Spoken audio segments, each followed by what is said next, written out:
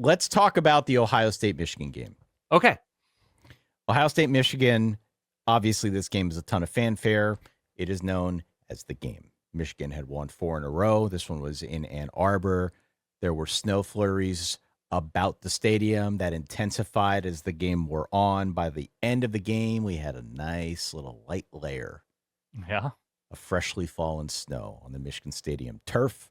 It was Ohio State finally getting over the hump, knocking off the Michigan Wolverines, Dan. We did a live stream for this one, had a great turnout. Appreciate everybody stopping on by. It felt like Michigan got off to a nice start. It really did. They weren't able to get touchdowns. No. But or touchdown singular. Yeah. Or touchdown singular. It felt like they got off to a nice start, though. The crowd was into it. It felt like they had some really early momentum. Julian saying his first pass was incomplete. His second pass was underthrown and picked off. So the crowd is going nuts. I mean, everybody is into this game, right? But then slowly but surely over the course of the next, let's say 50 minutes or so, it just felt to me like we sort of had a low-key crock-potting. Oh, in the meat. That tenderizes it. That tenderizes it in a big way. Yeah. You know what I mean? It just felt like very slowly but surely Ohio State was cooking. Yes. They were cooking. Michigan really couldn't string enough together to build any kind of serious momentum. And Ohio State was good enough on the ground. They were good enough through the air.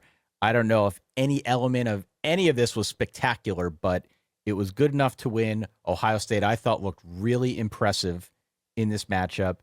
And they went from early on maybe trying to play the Michigan-style football. We were on the stream talking it through, like, are they running the same playbook as last year's Ohio State-Michigan game? Mm-hmm.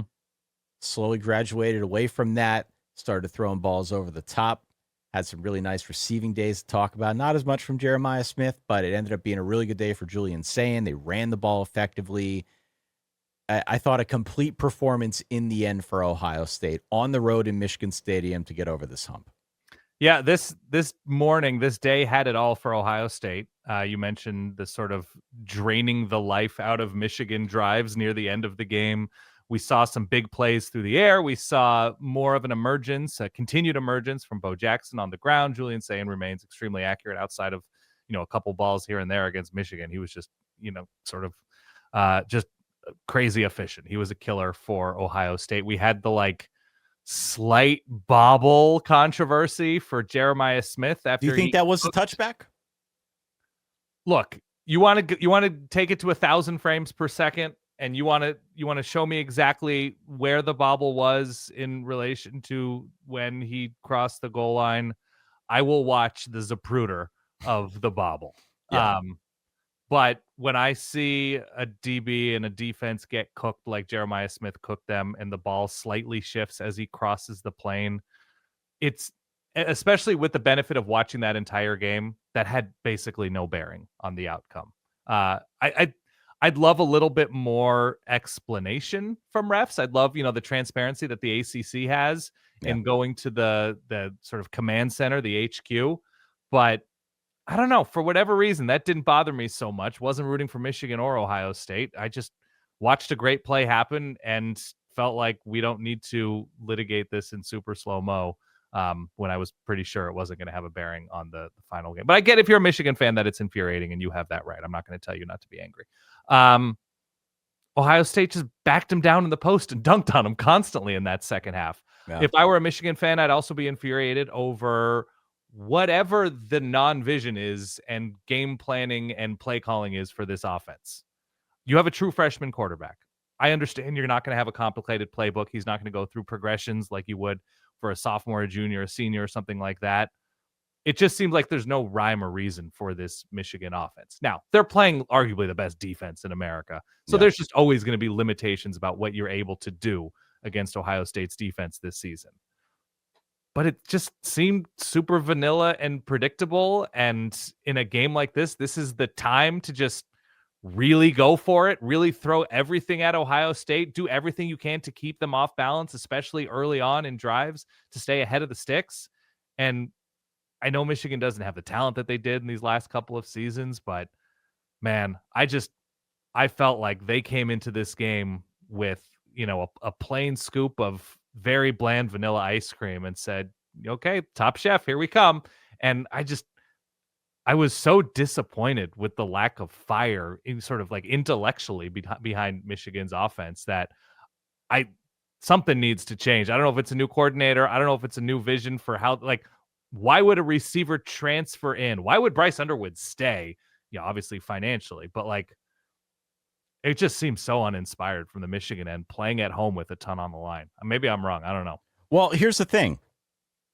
That game plan has worked. That game plan has worked the last couple of years against Ohio State.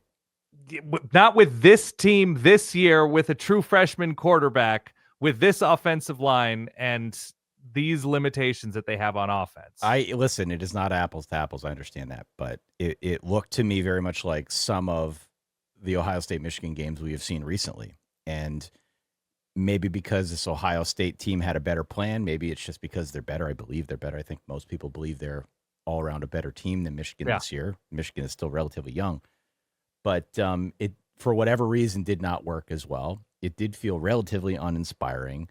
Bryce Underwood was 8 of 18 for just 63 yards passing and an interception. They had a couple nice early runs from Jordan Marshall. Right.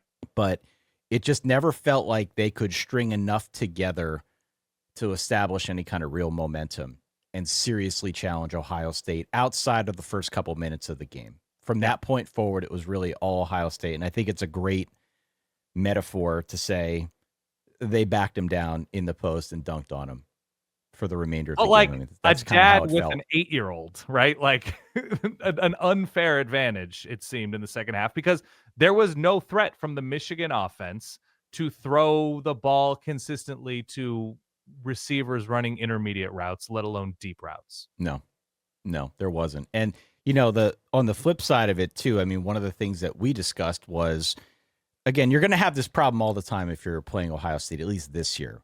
Mm-hmm. And I've often used the I Love Lucy comparison for our older viewers out there who are familiar with 1952 episodes of I Love Lucy. But the cookies on the conveyor belt, they're just like too many things to keep track of on the Ohio State side. Yeah. Too many guys to cover, too many different ways that they can kill you. And Michigan was up against that, as all the teams have been this year. What Michigan needed to try and do to take away some element of it was get pressure on Julian Sain, and they couldn't.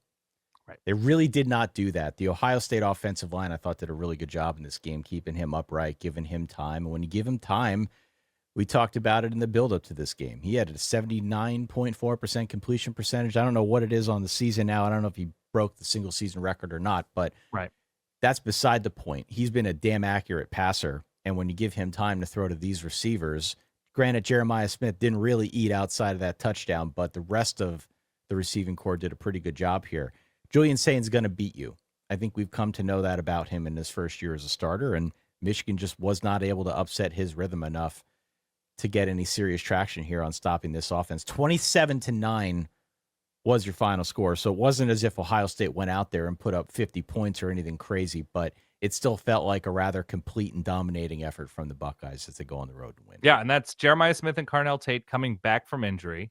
This, over the course of the season, this has been a new look offensive line that I think has had some up and down moments, relatively speaking, when you go 12-0 in the Big Ten. But I thought the offensive line was pretty sensational against Michigan today.